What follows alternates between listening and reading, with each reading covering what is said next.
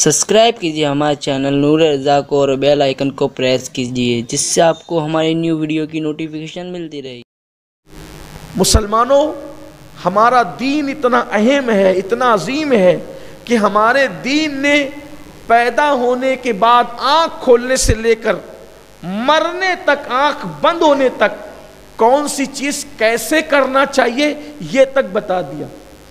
یعنی پوری زندگی میں کوئی کام ایسا نہیں ہے کہ جو حضور اکرم صلی اللہ علیہ وسلم نے ہمیں سکھایا نہ ہو، بلکہ جب بچہ پیدا ہو کر آنکھ کھولتا ہے تو اسلام قانون لا کر کے بتا رہا ہے، اسلام قانون بیان کرتا ہے کہ بچے کی آنکھ کھلے، وہ پیدا ہو جائے، اس کے کان میں پہلے اذان پڑھو۔ دیکھو بچے نے آنکھ کھولی، قانون آ گیا، رسول اللہ نے فرمان جاری کر دیا، اس کے کان میں اذان پڑھو۔ کیوں؟ اس لیے کہ شیطان اس کو کچوکے دے رہا ہے۔ ابھی دنیا کو پتہ ہی نہیں کہ بچہ روتا کیوں ہے، دنیا میں آنے کے بعد بچہ روتا کیوں ہے، سائنس اب تک اس پر خاموش ہے۔ اور 1450 سال پہلے مصطفیٰ جان رحمت بتا رہے ہیں بچے کے رونے کی دو وجہ ہے، ایک تو شیطان اس کو کچوکے دیتا ہے، اور ایک تو وہ ماں کے پیٹ سے نئی دنیا میں آتا ہے تو اس کو وحشت ہوتی ہے، وحشت۔ اب اذان کی برکت سے شیطان بھی بھاگتا ہے اور انسان کی وحشت بھی دور ہوتی ہے، اس لیے بچے کے کان میں اذان پڑی جائے۔ آج تک ترقی کے باوجود سائنس خاموش ہے کہ بچہ روتا کیوں ہے، لیکن غیب داں نبی نے 1450 سال پہلے اس کی دونوں وجہ بیان کر دیا، قانون بھی دے دیا، اذان پڑھو۔ اس لیے کہ اذان کی برکت سے حدیث پاک میں آتا ہے جب اذان کے کلمات پڑھے جاتے ہیں تو شیطان بھاگ جاتا ہے، اور جو کچوکے دے رہا تھا وہ بھاگ گیا، اور اذان کی برکت سے وحشت بھی دور ہوتی ہے، گھبراہٹ بھی دور ہوتی ہے۔ حضرت آدم علیہ السلام جب زمین پر آئے تھے تو اندھیرا دیکھ کر کے وحشت ہو رہی تھی، کیونکہ جنت میں اندھیرا نہیں ہے، اجالا ہی اجالا ہے، یہاں وحشت ہو رہی تھی تو جبریل علیہ السلام نے اذان پڑھی، اللہ نے وحشت دور کر دی۔ اذان کی برکت سے وحشت دور ہوتی، اسی لیے کبھی اگر آپ کو بھی گھبراہٹ ہو تو اذان کے کلمات پڑھا کرو۔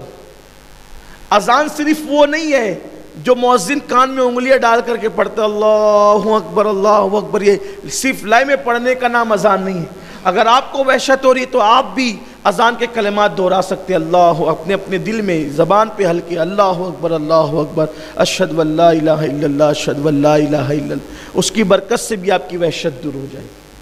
اب آپ دیکھیں، میں یہ کہہ رہا تھا کہ پیدا ہونے سے لے کے آنکھ کھولنے سے لے کے آنکھ بند کرنے تک حضور نے پورا قانون دیا۔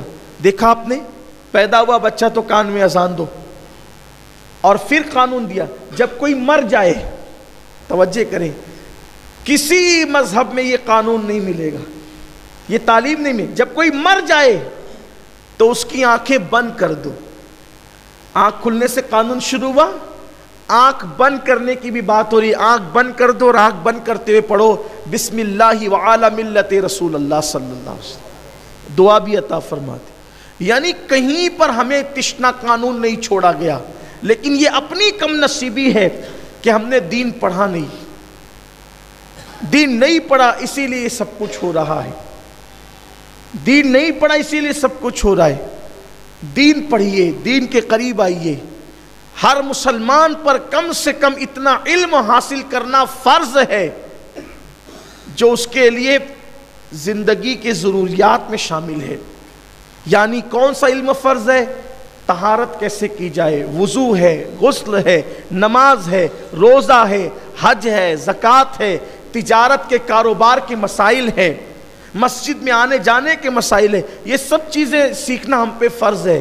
اگر نہ سیکھیں گے اتنا علم، جتنا علم انسان کی زندگی کے لیے ضروری قرار دیا گیا ہے، تو میرے آقا صلی اللہ علیہ وآلہ وسلم فرماتے ہیں ایسا شخص حساب کتاب کے بغیر جہنم میں جائے گا جس شخص نے فرض علم حاصل نہیں کیا۔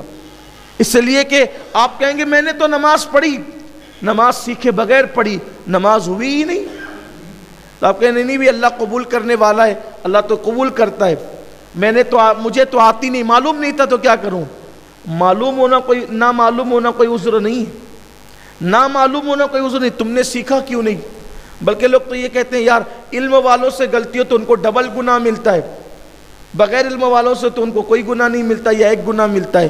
یہ غلط ہے، یہ آپ کی من گڑت ہے، یہ بھی نہ علم ہونے کی وجہ سے۔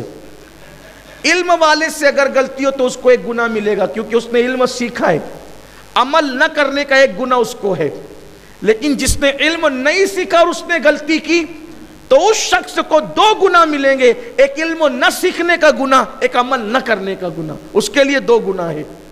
اس لیے علم کی طرف آؤ۔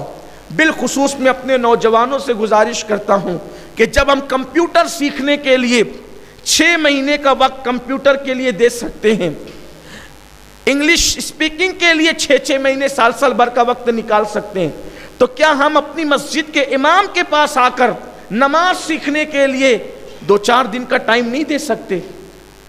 نماز مکمل سیکھنے کے لیے 2 دن 1-1 گھنٹہ کافی، یعنی 2 گھنٹے میں آپ پوری نماز سیکھ سکتے ہیں۔ لیکن سیکھتا کون ہے؟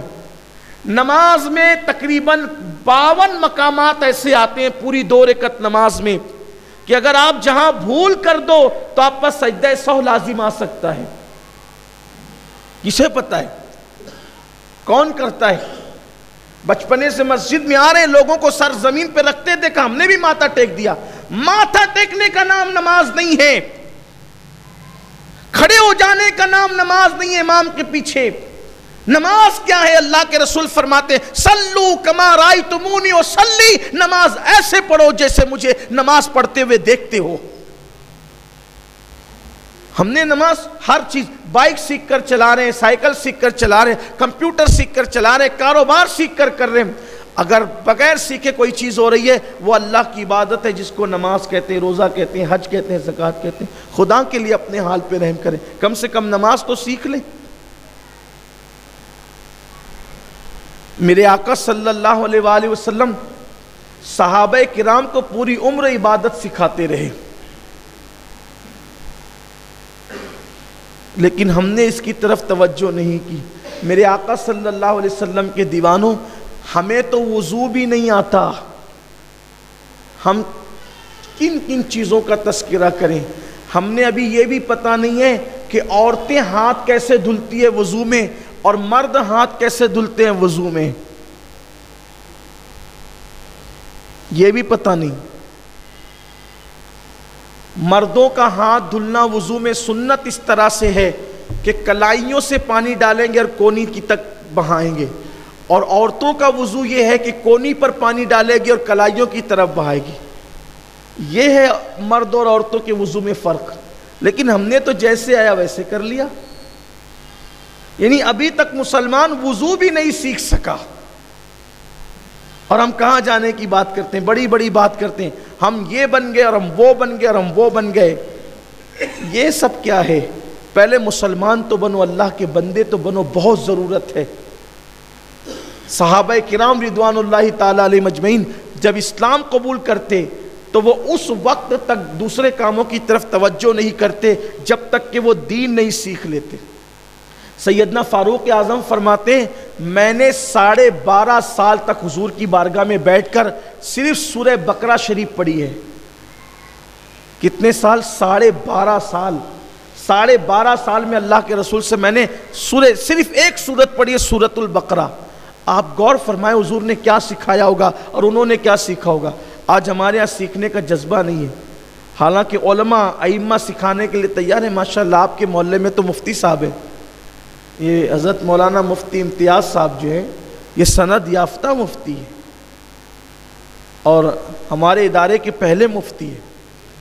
ماشاءاللہ آپ کو جو ہے وہ فائدہ اٹھانا چاہیے۔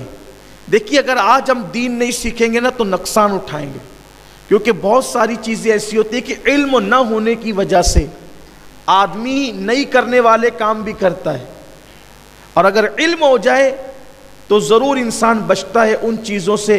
جیسے ابھی آپ نے سنا کہ جھوٹی قسم کا کتنا بڑا وبال ہے۔ میں سمجھتا ہوں کہ کوئی مسلمان یہ سن کر اس کا ایمان نہیں کانپے گا کہ جو جھوٹی قسم کھائے اللہ اس کی پوری نسل پہ لعنت کرے، اور اللہ حضرت موسیٰ جیسے نبی سے کہے کہ اگر تم بھی جھوٹی قسم کھاؤ گے تو میں تمہاری زبان کو بھی جلا کے راکھ کر دوں گا۔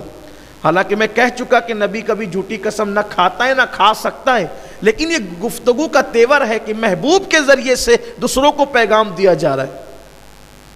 اب بتاؤ کوئی یہ جرأت کرے گا؟ لیکن معلوم ہوگا تب نہ، معلوم ہی نہیں ہے، اس لیے مسلمانوں کو چاہیے کہ وہ علم دین سیکھیں۔